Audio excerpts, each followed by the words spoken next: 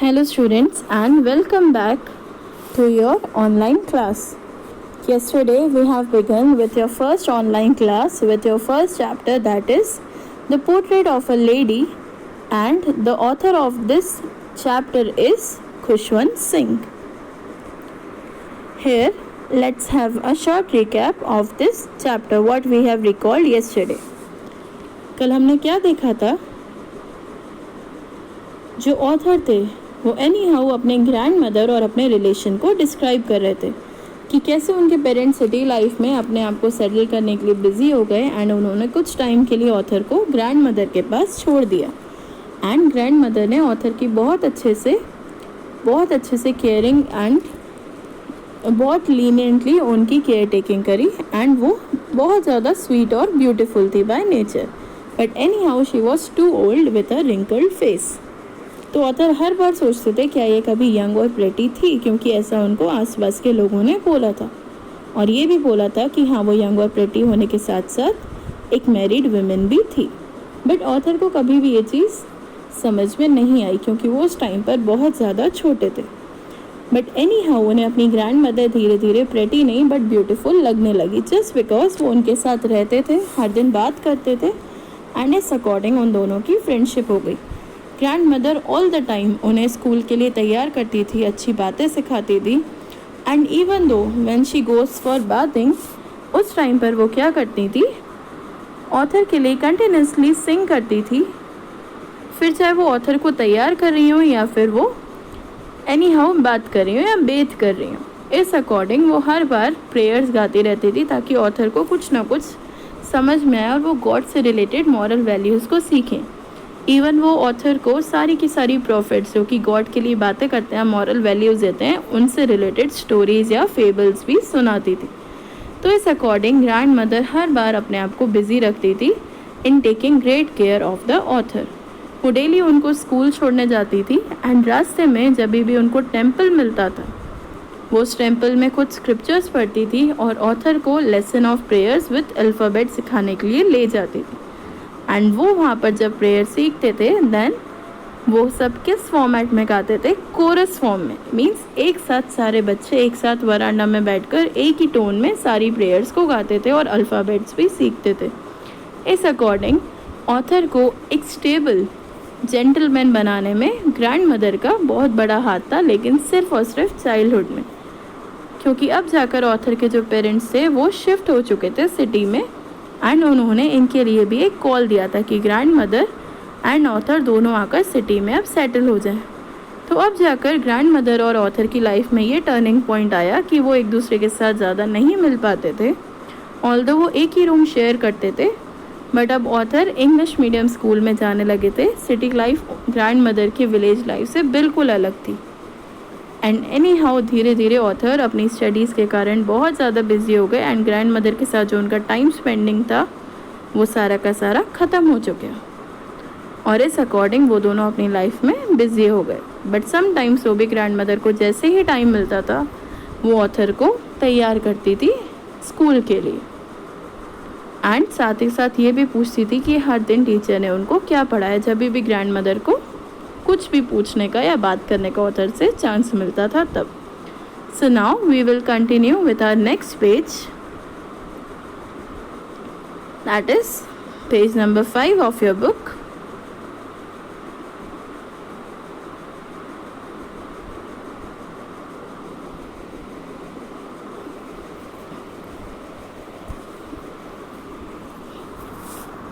I would tell her English words and little things of Western science and learning. The law of gravity, Archimedes' principle, the world being round, etc. This made her unhappy. जब भी grand mother पूछती थी कि आपके teacher ने आपको क्या पढ़ाया आज, तो हर बार ऑथर क्या बोलते थे, वो कुछ अब न्यू इंग्लिश वर्ड सीखने लगे थे बिकॉज वो सिटी के इंग्लिश मीडियम स्कूल में जाते थे। तो वो ग्रैंड मदर को बताते थे, हर बार वो उनको टाइम देते थे जब भी ग्रैंड मदर कुछ भी पूछती थी, बट एनी हाउ वो हर बार यही बताते थे कि उनको वेस्टर्न या मॉडर्न साइंस सिखाई जा रही है एंड मॉडर्न लर्निंग। तो इस अकॉर्डिंग मीन्स इंग्लिश या वेस्टर्न लर्निंग सिखाई जाती है एंड इस अकॉर्डिंग साइंटिफिक लर्निंग में ऑथर ने अभी तक क्या क्या सीखा था? The law of gravity, Archimedes principle and why this whole world या फिर अर्थ इज राउंड। सो ये सारी चीज़ें जब ग्रैंड मदर सुनती थी ऑथर के मुंह से तो उन्हें अनहैप्पी सा फील होता था, जस्ट बिकॉज कभी भी उन्हें ये नहीं दिखता था कि ऑथर के स्कूल में कुछ प्रेयर या गॉड रिलेटेड मटेरियल्स भी सिखाए जाते हैं। That's why she was unhappy. She could not help me with my lessons. अब ग्रैंड मदर ऑथर की स्टडीज़ में उनकी बिल्कुल भी हेल्प नहीं कर सकती थी, बिकॉज वो इन सब की यूज टू थी ही नहीं कभी। She did not believe in the things they taught at the English school and was distressed that there was no teaching about God and the scriptures. उन्हें बिल्कुल भी बिलीव नहीं होता था जो भी इंग्लिश मीडियम स्कूल में पढ़ाया जाता है बच्चों को, और हर बार इसी चीज़ के कारण वो दुखी रहती थी, टेंशन में रहती थी। She was distressed. और कहीं ना कहीं उनका एक दुख ये भी था कि बच्चों को कभी भी गॉड से रिलेटेड चीज़ें या जो उनकी होली स्क्रिप्चर्स हैं उनसे रिलेटेड कुछ भी नॉलेज क्यों नहीं पढ़ाई जाती है या उसका ज्ञान क्यों नहीं दिया जाता। One day I announce that we were being given music lessons. एक दिन ऑथर ने खुश होकर ग्रैंड मदर को बोला कि हमें म्यूज़िक लेसन्स सिखाए जा रहे हैं। She was very disturbed. वो डिस्टर्ब क्यों हो गई? म्यूज़िक तो उन्हें पसंद था बट इंग्लिश म्यूज़िक बिल्कुल भी नहीं। To her music had lewd associations. उनके अकॉर्डिंग ये जो इंग्लिश म्यूज़िक होते हैं वो वल्गर थे, बिल्कुल करप्ट लोगों के लिए जो कि अनएजुकेटेड होते हैं, क्योंकि उन्हें इंग्लिश म्यूज़िक में कभी भी कोई भी लिरिक या फिर गॉड के अकॉर्डिंग कोई भी एक मॉरल नहीं दिखता था। It was a monopoly of the harlots and beggars. उन्होंने क्या बोला कि ये सब तो वही लोग गाते हैं जो कि बेगर्स होते हैं। एनी हाउ मीन्स जो भीख मांगता है वो अपने साउंड में अलग से, सिटी में रह रहे हैं तो इंग्लिश में भीख मांगेंगे, इस अकॉर्डिंग वो गाते हैं। या फिर हार्लट्स गाते हैं। हार्लट्स होते हैं प्रोस्टिट्यूट्स, करप्ट पीपल, बुरे लोग। And not meant for gentlefolk. और ये जेंटलमैन के लिए या जेंटल पीपल के लिए नहीं है। She said nothing but her silence meant disapproval.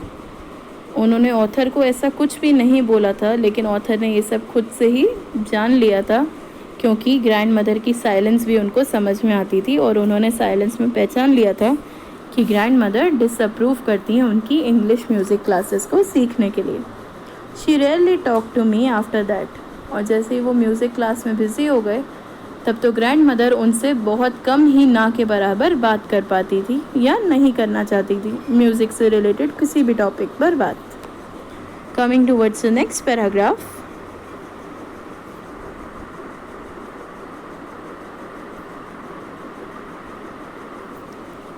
When I went up to university, I was given a room of my own. अब यहाँ पर थर्ड फेस आया है ऑथर की लाइफ का।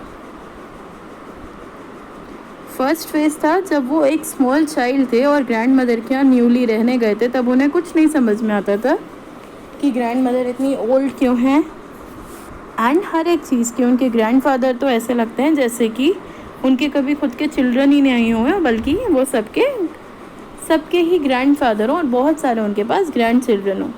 Then second stage of life आया जब वो बॉयहुड में आए, चाइल्डहुड से जब वो स्कूल गोइंग थोड़े से मैच्योर बॉय बने, टीनेजर भी बने।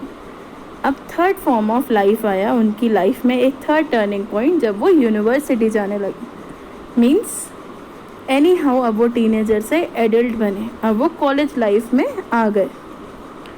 सो when I went up to university I was given a room of my own. अब तो वो घर से बिल्कुल सेपरेट हो गए क्योंकि वो अब यूनिवर्सिटी के ही एक हॉस्टल रूम में रहने लगे। The common link of friendship was snapped. अब जो कॉमन लिंक था ग्रैंड मदर और ऑथर के बीच में वो पूरी तरह से डिस्ट्रॉय हो गया, ब्रोकन हो गया, टूट गया। That was snapped. My grand mother accepted her seclusion with resignation. अब ग्रैंड मदर ने अपना अकेलापन जो कि उनसे और ऑथर की जो जुदाई थी उसको एनी हाउ एक्सेप्ट भी कर लिया था और कहीं ना कहीं खुद से हंसी खुशी अपना रेसिग्नेशन दे दिया था अपनी फ्रेंडशिप को कि अब वो कभी भी एज अ फ्रेंड ऑथर से बात नहीं कर पाएंगी, तो खुद से एक कदम दूर हो गई। She rarely left her spinning wheel. अब वो अपने हाथों से अपनी स्पिनिंग व्हील को कभी भी नहीं छोड़ती थी।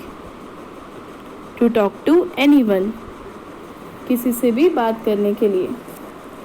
Spinning wheels means what?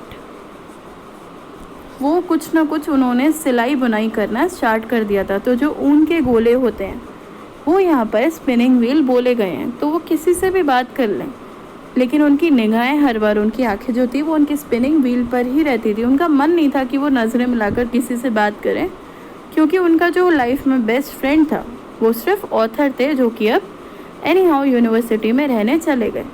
तो ग्रैंड मदर ने अपना ये सेक्लूजन तो एक्सेप्ट कर ही लिया था, उनसे अलग होने का पूरा लोनलीनेस, बट कहीं ना कहीं अब उन्हें किसी से भी बात करने का वैसा मन नहीं होता था जैसे वो पहले थोड़ा बहुत लाइवली थी, ऑथर को देखती थी।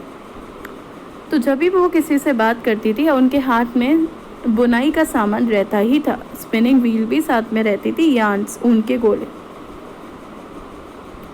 From sunrise to sunset she sat by her wheel spinning and reciting prayers.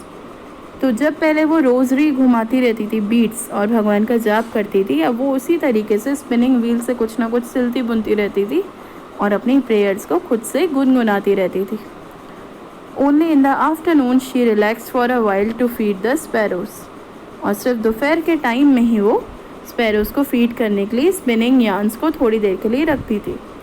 While she sat in the veranda breaking the bread into little bits, वो हर बार वरांडा में जब भी स्पैरोज़ को खिलाती थी, वहाँ पे काफ़ी टाइम के लिए बैठती थी। जब वो दोपहर में स्पैरोज़ आते रहते थे और उनका यही काम था ब्रेड को बहुत बहुत छोटे से पीसेस में, स्मॉल से बिट्स में तोड़कर वो इतने सारे हंड्रेड्स ऑफ बर्ड्स को खिलाती रहती थी ताकि वो इजीली उस ब्रेड को चबा सकें।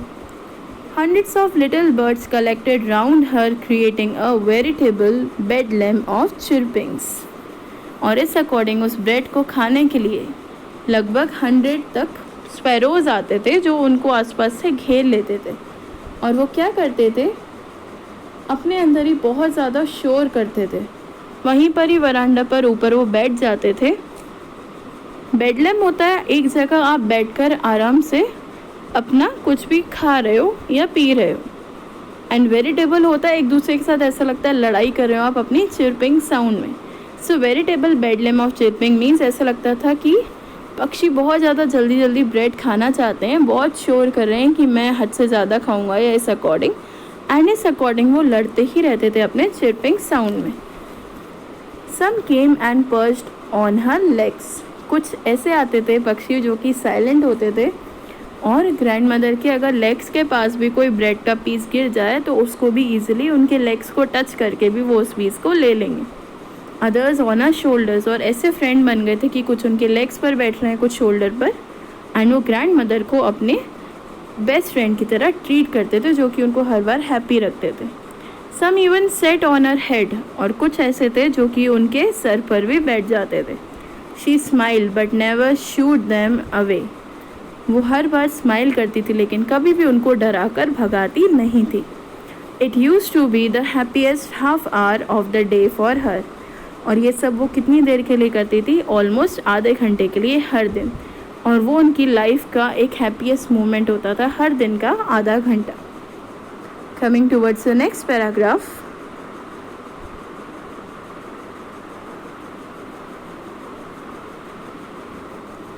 When I decided to go abroad for further studies, I was sure my grandmother would be upset. अब यहाँ पर पोएट की लाइफ का 4th फेस, जब वो आगे स्टडीज़ करने के लिए अब्रॉड जाना चाहते थे। पहले वो विलेज से सिटी में आए, सिटी से वो एनी हाउ डिसअटैचमेंट में आकर अपनी यूनिवर्सिटी में अपने हॉस्टल में रहने लगे, क्योंकि उन्हें आगे पढ़ना ही था। अब उस आगे पढ़ने को अगर वो एक न्यू फॉर्म देते हैं तो उन्हें कहाँ जाना था, फर्दर स्टडीज़ के लिए अब्रॉड, एंड उन्हें पता था इससे ग्रैंड मदर को बहुत ज़्यादा बुरा धक्का लगेगा and she must be upset, वो डेफिनेटली बहुत ज़्यादा दुखी होंगी। I would be away for 5 years because this time if author is going to further studies means he is going to abroad for further studies, then that time period will be of 5 years, पूरे 5 सालों के लिए वो grand mother से अलग होते इस बार। And at her age one could never tell, but grandmother की एज ऐसी थी कि वो कभी भी अपना दुख किसी और को नहीं बताएंगी और ये भी नहीं बता सकते कि वो कब तक जिंदा रह पाएंगी। But my grand mother could, लेकिन ग्रैंड मदर कहीं ना कुछ बोल कर भी ऑथर को सब कुछ बोल देती थी। That kind of understanding was there among them. She was not even sentimental, वो इतनी ज़्यादा साइलेंट हो गई थी कि उनका तो दुख या सेंटिमेंट्स भी सामने नहीं आ रहे थे उनके फेस पर। She came to leave me at the railway station but did not talk or show any emotion. वो ईजिली पीसफुली बिना किसी भी हक के नॉर्मली ऑथर को फ्रीली छोड़ने आए रेलवे स्टेशन तक, बट उन्होंने कोई इमोशन ऑथर को नहीं दिखाया। शी वॉज पेल, ना हैप्पी थी ना सैड थी, not a single emotion was there on her face. Her lips moved in prayer, वो ऐसी हो गई थी कि उनके लिप्स जो थे वो दोबारा प्रेयर में ही मूव हो गए, लेकिन उन्होंने ऑथर से कोई बात नहीं करी। Her mind was lost in prayer, वो अब भगवान की भक्ति में बहुत ज़्यादा खो चुकी थी। Her fingers were busy telling the beads of a rosary. जब तक वो रेलवे स्टेशन पर वेट कर रही थी, उनकी फिंगर्स में क्या था, फिर से वही रोजरिया जपने वाली माला, और हर एक बीट के साथ वो भगवान का नाम लेती जा रही थी। Silently she kissed my forehead, but एक किस उन्होंने ज़रूर ऑथर के माथे पर दी, साइलेंट फॉर्म में। And when I left I cherish the most imprint as perhaps the last sign of physical contact between us। लेकिन जैसे ही ऑथर गए उनकी आंखें थोड़ी सी भर आई, उन्होंने एक मॉइस्ट सा इम्प्रिंट दिया, मतलब अपनी आंखों से बस ये बोल दिया कि हो सकता है वो अपनी ग्रैंड मदर को लास्ट टाइम देख रहे हैं और उन दोनों के बीच में ये लास्ट फिजिकल कॉन्टैक्ट है, अब वो एक दूसरे को टच भी नहीं कर पाएंगे। But that was not so, but ऐसा नहीं हुआ। After 5 years, I came back home and was met by her at the station। वो 5 years के बाद दोबारा अपने घर आए और स्टेशन पर उनसे मिले ग्रैंड मदर से। She did not look a day older। वो अभी तक वैसी ही दिख रही थी जैसे ऑथर को वो 20 years पहले दिखी थी, उससे एक दिन भी और ज़्यादा वो बूढ़ी नहीं दिखी। She still had no time for words, बातों के लिए उनके पास कोई टाइम नहीं था। And while she clasped me in her arms, I could hear her reciting her prayers। और जैसे ही उन्होंने ग्रैंड मदर ने अपने ग्रैंड सन को हक किया, तो तभी भी ग्रैंड सन को एक कॉमन सी वॉइस सुनाई पड़ी, और वो क्या थी, ग्रैंड मदर का बीट्स टेल करना। वो अभी तक अपनी प्रेयर्स ही कंटिन्यूसली अपने मुंह में बोल रही थी। Even on the first day of my arrival, जबकि वो ऑथर का पहला दिन था 5 सालों के बाद जब वो वापस आए थे सिटी में, तो उस पहले दिन पर भी grandmother was busy with her activities जो वो हर दिन करती हैं। Means she never breaks her rule. Okay, her happiest moments were with her sparrows whom she fed longer and with frivolous rebuks और rebukes। उनका जो बेस्ट टाइम था वो अभी तक स्पैरोज के साथ ही था, जिनको वो और ज़्यादा लंबे समय तक फीड कर रही थी या फिर ब्रेड्स खिला रही थी। And with frivolous रिब्यूक्स, frivolous means होता है डांटना, जैसे वो स्पैरोज से बात कर रही हो और कोई अगर कुछ भी यहाँ वहाँ बहुत ज़्यादा लाउडली चिट कर रहे हो या एक दूसरे को अपनी बीट्स मार रहे हो, चोंच मार रहे हो, बीक, तो इस अकॉर्डिंग वो उनको डांटती भी थी अब अपनी बातों में। एंड रिब्यूक्स मीन्स व्हाट, रिब्यूक्स मीन्स भी वही होता है, स्कोल्डिंग मीन्स लाइट स्कोल्डिंग। तभी भी आप किसी को एक साथ फीड करते हैं, आप उनसे बातें करते हैं, वो उनके साथ ही स्माइल करती थी, उनको ही खाना देती थी, ऐसा लगता था वो उनकी चिपिंग साउंड को समझ रही हैं। तो कभी भी कोई भी स्पैरो अगर किसी को भी अपनी बीक मारे या कुछ भी ऐसा करे तो ग्रैंड मदर उन्हें लाइटली ऐसे ही डांट देती थी, और उन्हें लगता था कि स्पैरोज उनकी डांट पर रिएक्ट कर रहे हैं और समझ रहे हैं। In the evening a change came over, but evening में क्या हुआ, एक चेंज आया directly. She did not pray, उस दिन उन्होंने प्रेयर नहीं करी, first time ever in life. She collected the women of the neighbourhood, got an old drum and started to sing. अब उन्होंने नेबरहुड की सारी जो जितनी भी औरतें थी उन सबको कलेक्ट कर लिया एक पुराना सा ड्रम उन्होंने उठाया और उसको बजाते बजाते ज़ोर से गाना गाने लगी। For several hours she thumped the sagging। और काफ़ी घंटों तक उन्होंने क्या करा, उसको लगातार ड्रम को बजाती रही स्पीड में। और थम्प द सैगिंग मीन्स जैसे आप ड्रम को गले में टांगते हैं और फिर बजाते हैं, तो सैगिंग मीन्स होता है उनकी पूरी डोरी जो कि गले से लेकर वो ड्रम को पकड़कर बजाती जा रही थी लगातार। Okay class, we will continue with this chapter tomorrow as well. Thank you and have a nice day.